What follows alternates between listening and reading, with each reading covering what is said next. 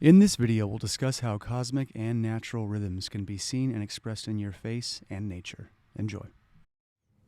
In today's face reading tutorial, we're going to be discussing this idea that's found in face reading, which is the face is a microcosm of the macro, or what you could call universal rhythms, and definitely what they call the 5 elemental rhythms.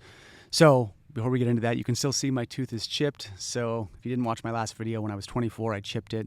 About every 5 to 7 years, it falls out, and I look like this. So I'm still in hillbilly mode for the time being until my dentist can see me.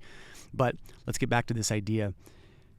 I talk about facial features, what your face carries, what my face carries, what the people around you, your family members. When you're reading people's faces, the idea you're trying to get behind and you're trying to get in place is that whatever elemental rhythms you carry on the face, you need to live those rhythms because you carry more of them, okay? If you carry more fire, more earth, more metal, more water, or more wood, you're going to want to lean into those things because that's a natural order.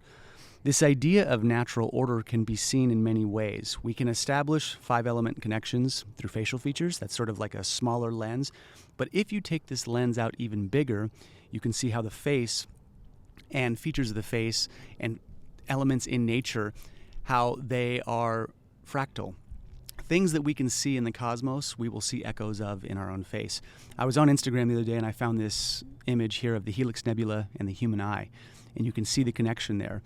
And so as we start to see these things in nature, we look out to space and we see something that reminds us of us. That's relevant. That's important because the whole idea in Eastern philosophy is if you want to live a long, healthy life, you are going to need to plug into rhythms that are larger than yourself.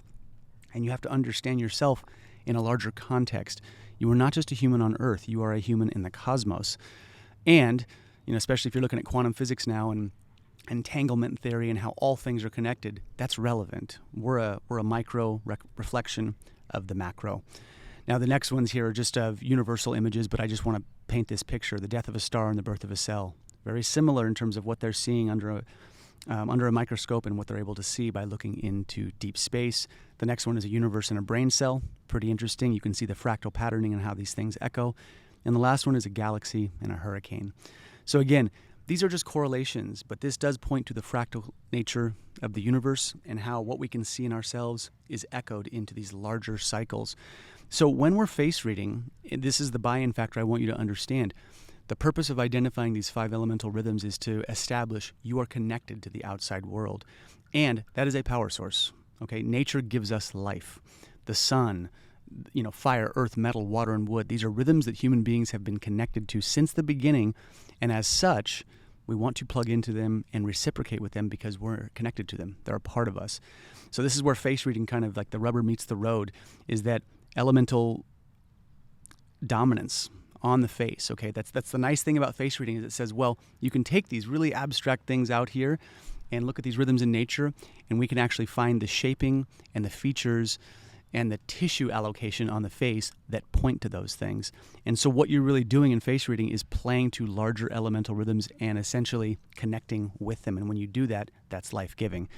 Because in Eastern theory, what they say is that the 5 elements are life-giving and they are alive, but they're not self-aware, right? None of the elements, fire, earth, metal, water, and wood, they're not self-aware, but because they give us life, when we interact with them, fire creates warmth. Earth and soil, right, produces food. Metal is like technology and tooling.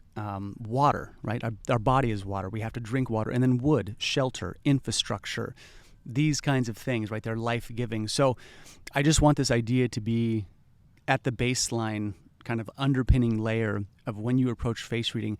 This is part of what you're doing. You're plugging into the natural world. And this is why I think face reading is difficult sometimes for people to get behind these ideas, because it's esoteric, but it's also very practical. There's something kind of down to earth about it. And I think that's relevant and important to keep in mind when we are face reading ourselves or others, because if you keep that in mind, again, it gives you that buy-in factor that you're plugged into something larger than yourself, and that really is key to living a long and healthy life. And face reading is simply a tool in doing that. As we look at facial features, we understand our features, and we get a better understanding of that, then we can live our lives more optimally, because we do carry different elemental allocations on our face. Everybody's a bit different. Some of us are more dominant in one thing than another, but the idea is just this, okay? Keep that in mind when you're reading faces, that if you can lean into the rhythms that you carry on your face, you're going to live a longer and healthier life because you're aligning with natural principles. All right, y'all. Take care.